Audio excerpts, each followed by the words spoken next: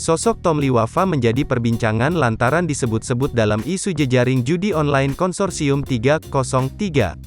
Sebelumnya, sebuah unggahan akun Twitter @opposite090192 yang menampilkan gambar Bagan dengan judul Kaisar Sambo dan Konsorsium 303 menjadi viral. Dalam hierarki itu, tercantum nama Tom Liwafa yang selama ini dikenal sebagai Crazy Rich Surabaya. Tom sendiri telah membantah kabar tersebut melalui Instagram Story, Kamis, tanggal 18 Agustus tahun 2022. Ia mengaku tak tahu menahu mengapa namanya dicatut dalam Bagan Konsorsium 303 yang ramai di media sosial tersebut.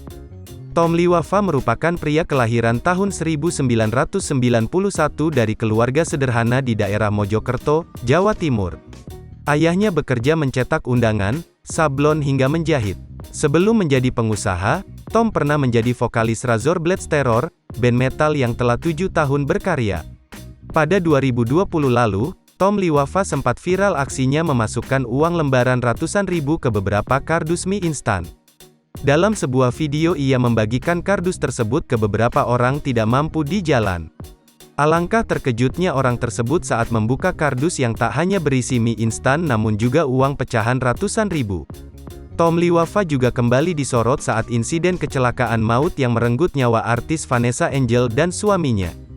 Tom Liwafa memiliki beberapa bisnis, di bidang fashion, desain interior, kuliner dan seorang YouTuber.